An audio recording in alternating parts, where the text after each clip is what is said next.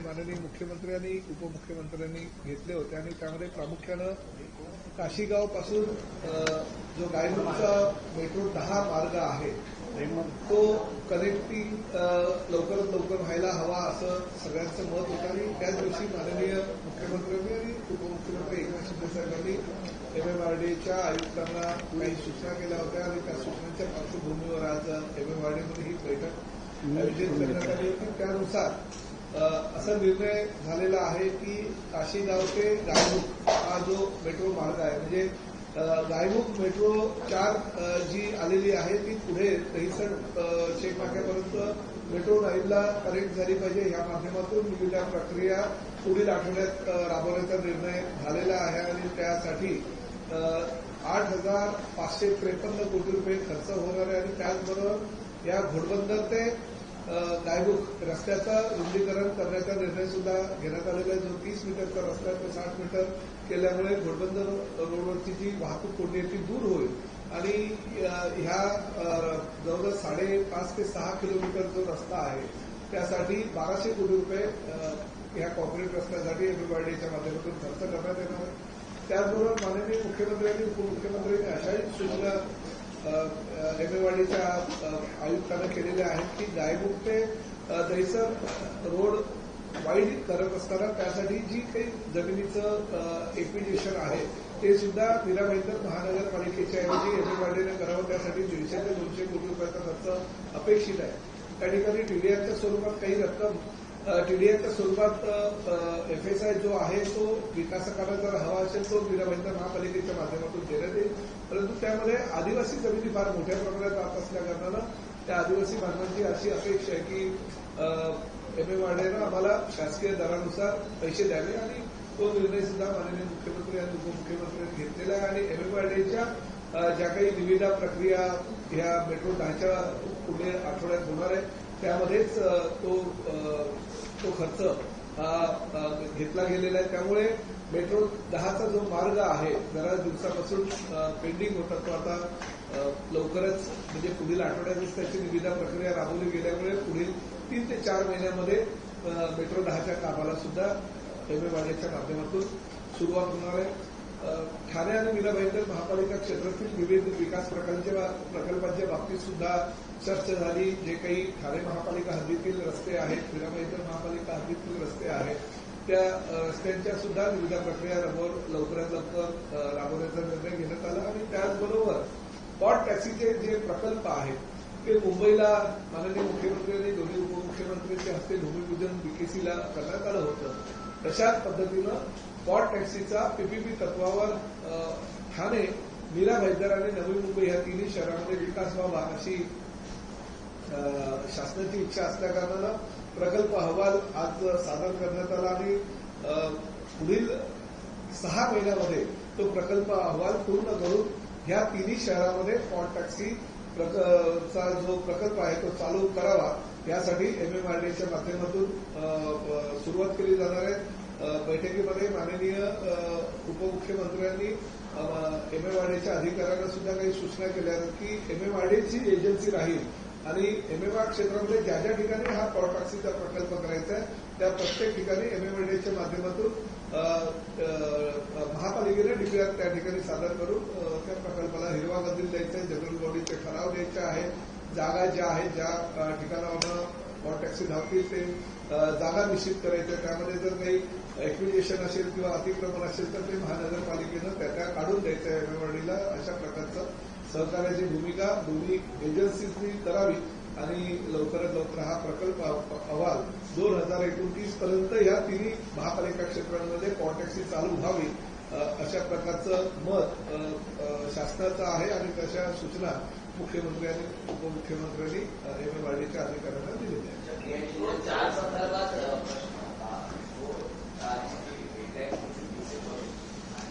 बरोबर आहे, परंतु काय होतं की घोडबंदर रस्त्याचं रुंदीकरण चाललेलं आहे। घोडबंदर रोडमध्ये फार मोठ्या प्रमाणात वाहतूक कोंडी होत होती। एमएसईबीचे अनेक पोल्स घोडबंदर रस्त्यावर मधोमध येत होते। सर्व्हिस रोड जो आहे तो घोडबंदर रस्त्यामध्ये आता मर्ज केलेला आणि त्या वाहतूक कोंडीमुळे हा प्रकल्पाला थोडासा उशीर झालाय, परंतु याच वर्षामध्ये केव्हाही हा मेट्रोचा जो 4चा प्रकल्प आहे तो मुख्यमंत्री आणि उपमुख्यमंत्री त्याचंही जसं काशीगाव दहिसर मेट्रो मार्गाचं उद्घाटन झालं तशाच पद्धतीनं ठाण्याच्या गायमुख ते कासारवडोली ते वडाळा ह्या मेट्रो मार्गाचं लोकार्पण लवकरात लवकर करण्यात येईल. जे स्थानिक आहेत त्यांचं म्हणणं आहे की अधिकाऱ्यांची उदासीनता आहे ती या सगळ्यांची जबाबदारी काढू शकते.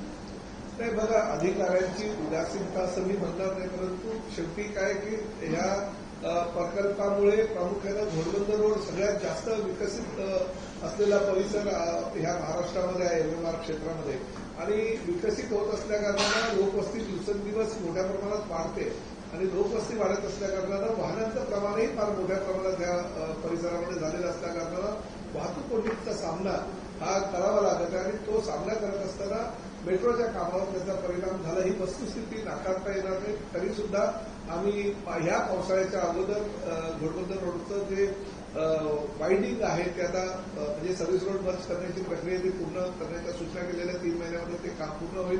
75 कोटी रुपये साधारणतः त्या एमएसएमईचे जे पोल्स आहेत ते शिफ्टिंग करणं आणि नवीन लाईन टाकणं यासाठी खर्च येणार होता. तो महापालिकेनं विविध प्रक्रिया राबवलेल्या आहेत. ते ठेकेदाराला वर्क ऑर्डर दिल्यानंतर ती कामं सुद्धा 3 महिन्यात पूर्ण करण्याच्या सूचना मी ठाणे महापालिका आयुक्त सौरभ राव यांना दिलेल्या.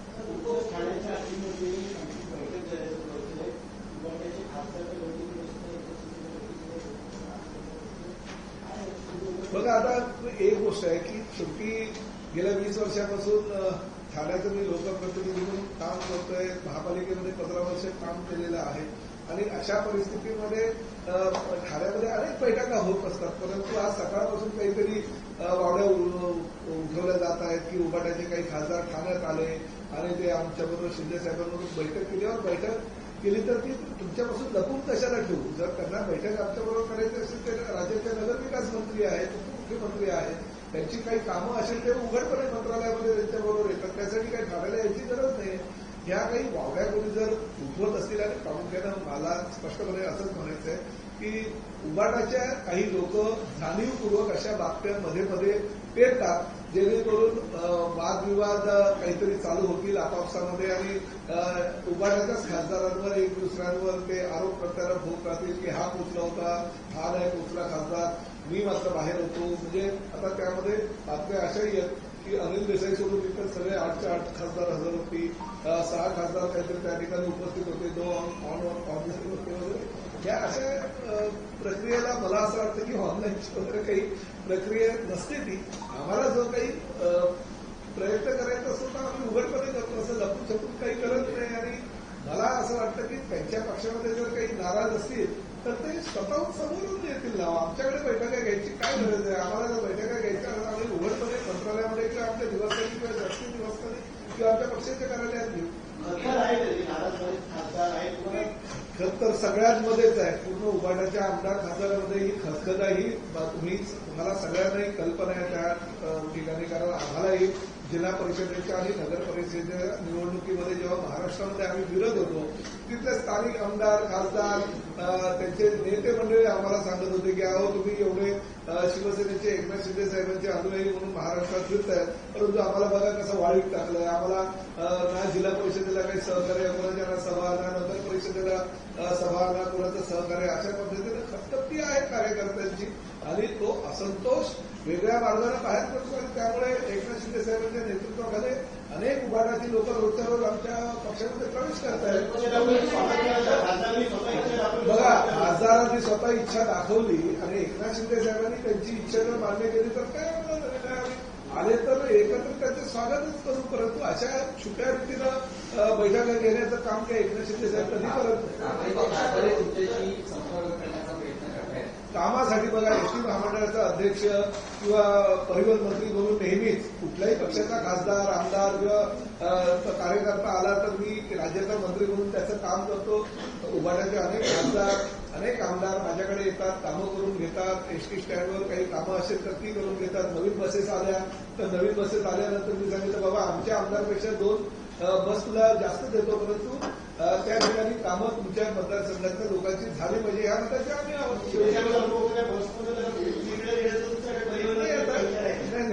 मंत्री म्हणून बसेस माझ्या उपलब्ध आहेत खासदारांना, आमदारांना, मंत्र्यांना काय किंवा कुठल्याही सर्वसामान्य प्रवाशांसाठी एसटी महामंडळाच्या बसेस उपलब्ध आहेत आणि अशा जर कुणाला पाहिजे असेल तर आम्ही 8,000 बसेस आता नवीन घेतोय, अजून जास्त उपलब्ध करून देऊ. अनेक बसचे म्हणजे परिवहन मंत्र्यांच्या बसचा रूट तर नंदनवनपर्यंत निश्चित आहे.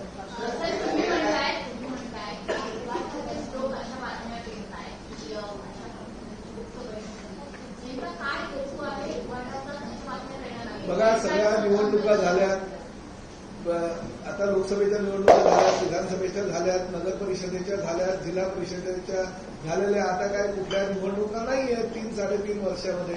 त्यामुळे अशा बातम्या देऊन काहीतरी वेगळं पक्षामध्ये निर्माण वातावरण करायचं आणि आपली ताकद वाढवायची किंवा आपली व्हॅल्यू पक्षामध्ये वाढवायची, यासाठी हा कुणाचा प्रयत्न असणार आहे.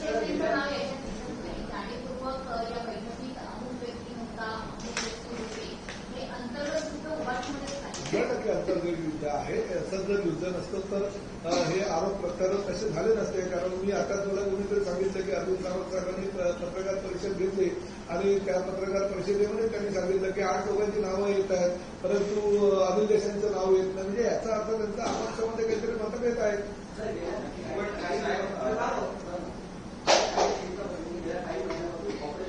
चर्चा आपल्या पक्षातून सांगण्यात आलं की ऑपरेशन टायगर केलं आहे. त्यामुळे आता ही बातमी अशा प्रकारची बैठक होती किंवा खासदार ते आपल्या पक्षामध्ये घेण्यासाठी काही प्रयत्न होते. राज्यामध्ये ऑपरेशन टायगर चालू आहे. 365 दिवस चालू असतं, 24 तास चालू असतं. परंतु ऑपरेशन टायगर म्हणजे फक्त खासदार नव्हे, ऑपरेशन टायगर म्हणजे सर्वसामान्य शिवसैनिक ज्याच्यावर अन्याय झालेला आहे, जो बाळासाहेबांच्या विचाराला मानणारा आहे, जो शिंदे साहेबांच्या विचाराला मानणारा आहे, त्याला ऑपरेशन टायगर. आमच्या दृष्टीनं खासदार काय किंवा सर्वसामान्य शिवसैनिक काय एकच आहे. तर रोजच्या रोजच लोकप्रेस स्फोट चालू आहे, रोजच्या रोजच स्फोट चालू आहेत. आता ते युद्ध थांबलं म्हणून हे युद्ध थांबेल असं काही नाही.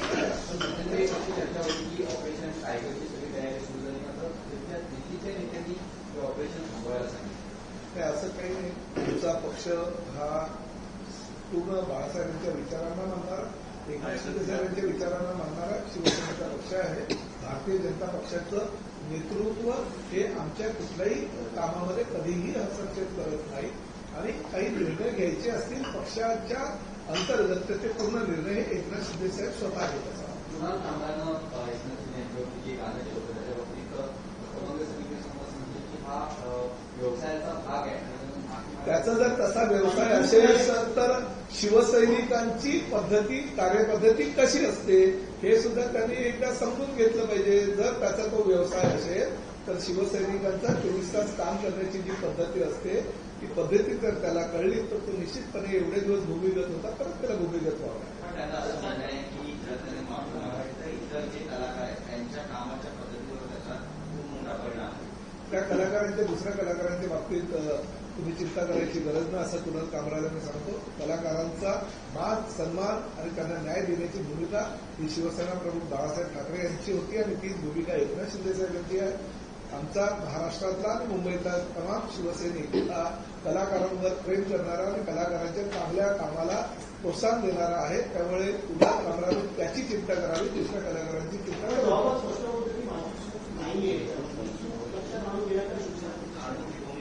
आता बघा, सदरचं जे प्रकरण आहे ते विधानसभेच्या अध्यक्षांकडे आता गेलेलं आहे. अध्यक्षांनी समिती स्थापन केलेली आहे. त्या समितीच्या माध्यमातून त्यांची विचारपूस होईल, त्यांना न्याय देण्याचा प्रयत्न समिती करेल आणि त्यांनी जर काही चूक केली असेल तर त्या चुकीला क्षमा करायची की शिक्षा द्यायची हे निर्णय सुद्धा त्या समितीला असतात. त्यामुळे तो समिती जो निर्णय घेईल तो महाराष्ट्र विधानसभेचा सदस्य म्हणून आम्हाला सगळ्यांचे बंधन करायचं आहे.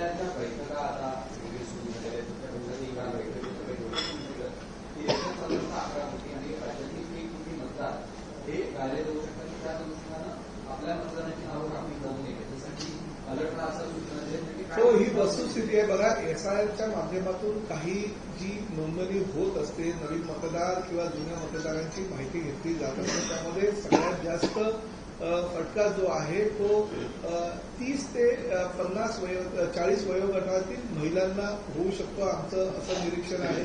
कारण एखादी मुलगी तिच्या गावी तिचं जर नाव नोंदलं असेल मतदार म्हणून 18 वर्षाची पूर्ण झाल्यानंतर आणि तिचं जर लग्न झालं 4-5 वर्षानंतर, लग्न झाल्यानंतर तिचं जर नाव तिच्या माहेरी असेल तर ती सासरी ती ज्या ठिकाणी राहते त्या ठिकाणी तिचं नाव नोंदलं जात नाही, कारण रेकॉर्ड तो जुन्या घराचा असतो.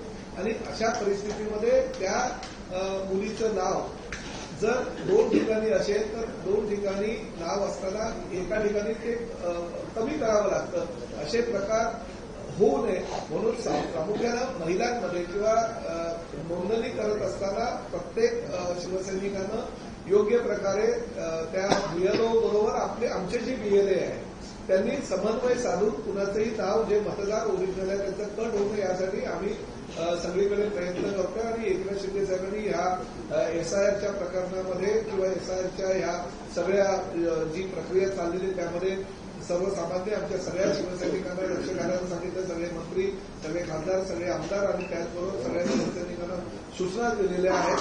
महाराष्ट्र राज्यामध्ये एका बीएलओ बरोबर 2 बीएलए जे आमच्या पक्षाचे प्रतिनिधी असतील ते त्यांच्याबरोबर राहतील, जेणेकरून हे कुठल्याही मतदार जे आमचे आहेत त्या मतदारांचं नाव कमी होणार नाही याची दक्षता घेतली नाही.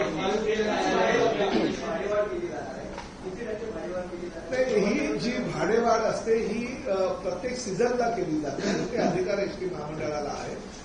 काही बसेस ज्या आहेत त्या दुसरीकडनं आम्हाला ज्या जागा असतात म्हणजे ज्या ठिकाणी मागणी जास्त असते त्या ठिकाणी वळवाव्या लागतात.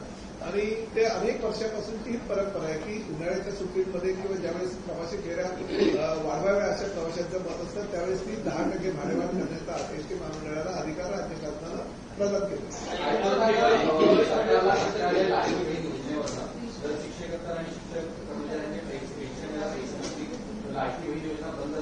तो मुंबई महापालिकेचा विषय आहे आणि त्या मुंबई महापालिकेच्या विषयाच्या संदर्भात राज्य शासनानं आपली भूमिका स्पष्ट केलेली आहे. मला असं वाटतं त्या बाबतीत मुंबई महापालिका निर्णय घेईल. परंतु लाडकी बहीण योजना ही एकनाथ शिंदे साहेबांची योजना आहे आणि त्या माध्यमातून त्यांच्या मुख्यमंत्रीपदाच्या कार्यकाळामध्ये ती राज्यामध्ये राबवली गेलेली आहे आणि ती योजना बंद होणार नाही अशी सुतोवाच अनेक वेळा मुख्यमंत्र्यांनी, दोन्ही उपमुख्यमंत्र्यांनी केलेलं आहे. त्यामुळे मुंबई महापालिकेने त्यांच्या शिक्षकांच्या बाबतीचा जो काही चर्चा किंवा हायकोर्टामध्ये काही विषय जो होता तो त्यांनी लवकरात लवकर त्यावर पूर्णविराम करावा किंवा ते मार्ग काढावा असं मी राज्याचा मंत्री म्हणून त्यांना निश्चित करतो. मंडळाचे शुल्क माफ व्हावे असं शासन त्यावेळी आंदोलन नाही. कसं आहे बघा, आता जवळजवळ 10,000पेक्षा जास्त नोंदणी जी आहे ती धर्मवीर आनंद दिघे यांच्या नावानं चालू झालेल्या ह्या रिक्षा महामंडळाबरोबरच आम्ही प्रवासी संघानं सुद्धा त्यात अंतर्भाव केलेला आहे आणि 10,000 सदस्य झालेले आहेत. मी स्वतः शशांक राव यांच्याशी बोललो. ते फक्त 800 रुपये शुल्क जे आहे ते सुरुवातीला आहे. त्याची फी फक्त वर्षाला 300 रुपये आहे. आणि ह्या एसटी महामंडळ आपल्या कल्याणकारी महामंडळाच्या माध्यमातून जे काही आमचे भले आता आम्ही त्यामध्ये ओला, उबेर, रॅपिडो किंवा ज्या दुसऱ्या 2 व्हीलर आहेत त्यांना आणि 4 व्हीलर त्यांना ह्याच महामंडळामध्ये समाविष्ट करण्याची आमची भूमिका आहे. कारण तशी मागणी त्यांनी केलेली आहे आणि याचा फायदा या कल्याणकारी महामंडळाचा फार मोठ्या प्रमाणामध्ये या वाहन चालकांना होणार असल्याकारणाने मी त्यांना स्वतः सांगितलं की एकदा फक्त 500 रुपये भरावे लागतात. हे काही शासनाला त्यांच्या माध्यमातून काही उत्पन्नाचा स्रोत नाही. उलट 50 कोटी रुपये शासनानं त्या महामंडळाला दिलेले आहेत अनुदान म्हणून. तर मला असं वाटतं की त्याचा फायदा ह्या चालकांना होणार असल्याकारणानं त्यांना मी स्वतः विनंती केलेली आहे की आपणही आम्हाला सहकार्य करावं. जास्तीत जास्त सभासद यामध्ये होतील याची आपण दक्षता घ्यावी. 10,000 सभासद आता झालेले आहेत आणि मला खात्री आहे की पुढल्या 2 महिन्यामध्ये ते सभासदांची संख्या ही वाढत रॅपिडो, ओला आणि उबर ह्या तिन्ही ज्या कंपन्या आहेत त्यांचं पूर्णपणे टेम्पररी दिलेलं लायसन्स रद्द करण्यात आलेलं आहे. परंतु तरी सुद्धा ते लायसन्स जरी रद्द करण्यात आलेले असेल तरी त्या रस्त्यावर उतरलेले आहेत आणि त्यांच्यावर कारवाई करण्याच्या सूचना सुद्धा आम्ही केलेल्या आहेत. परंतु तरी सुद्धा ज्या काही कंपन्या ह्या रस्त्यावर बाईक टॅक्सी चालवत असतील त्यांच्यावर गुन्हे नोंदवण्याच्या सूचना आम्ही केलेल्या तर त्यानुसार ती कारवाई होते. परंतु आता रद्द केलेले परवाने हे तात्पुरत्या स्वरूपात रद्द केलेले आहे, कारण त्यांना आम्ही जे काही परवानगी दिली होती ती पण तात्पुरत्या स्वरूपातली दिली होती. त्यांनी कागदपत्राची पूर्तता आरटीओ डिपार्टमेंटकडे परिवहन खात्याकडे करावी अशा सूचना केलेल्या आहेत आणि त्यांचे जे कागदपत्र आहेत ते आमच्याकडे बऱ्याच प्रमाणामध्ये आलेले आहेत. ते पूर्ण झाल्यानंतर परत त्यांना परवानगी द्यावी किंवा कसे याबाबतीतला निर्णय आम्ही लवकरच घेऊ. ती अजूनपर्यंत त्यांनी धोरण निश्चित केलेलं नाहीये आमच्या एसएसटी, पण तू माझ्या अंदाजानं एक 8-10 दिवसात म्हणून ऍग्रिगेटर पॉलिसीचा निर्णय सुद्धा याच महिन्यात घेतला.